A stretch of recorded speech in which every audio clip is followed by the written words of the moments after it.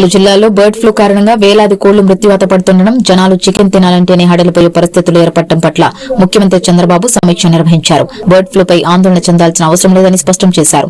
Bird ఫ్లూపై తప్పుడు ప్రచారం చేయొద్దని హెచ్చరించారు. 40 లక్షలకు పైగా కోళ్లు చనిపోయినట్టు సోషల్ మీడియాలో జరుగుతున్న ప్రచారంలో నిజం లేదని అన్నారు. రాష్ట్రంలో 10 కోట్లకు పైగా కోళ్లు ఉంటే 5.42 లక్షల కోళ్లు చనిపోయాయని అధికారులు ఈ సందర్భంగా తెలియజేశారు. భోపాల్ ల్యాబ్ నుంచి నివేదిక వచ్చాక పటిష్ట చర్యలు చేపట్టామని వారు వివరించారు. ఉష్ణోగ్రతల వల్ల బర్డ్ ఫ్లూ త్వరగా వ్యాప్తి చెందే అవకాశం ఉందని, తక్కువ ఉష్ణోగ్రతల వల్ల బర్డ్ ఫ్లూ త్వరగా వ్యాప్తి చెందే అవకాశం ఉందని, ఎండలు పెరిగే కొద్దీ వ్యాధి వ్యాపించడం తగ్గుతుందని తెలిపారు. పౌల్ట్రీలో సరైన పారిశుద్ధ్యం లేకపోవడం వల్ల వ్యాధి వచ్చిందని నిర్ధారించారు. అందుకు సీఎం చంద్రబాబు స్పందిస్తూ ప్రభుత్వ పరంగా అన్ని జాగ్రత్తలు తీసుకోవాలని అధికారులను ఆదేశించారు.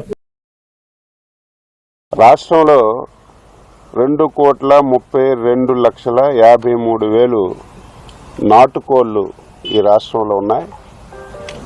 లేయర్స్, బాయిలర్స్ కలిసి 8,46,09,000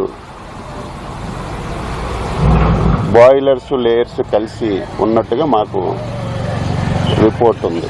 అంటే దాదాపుగా ఈ రాష్ట్రంలో 10,78,63,152 కోళ్లు ఉన్నాయి.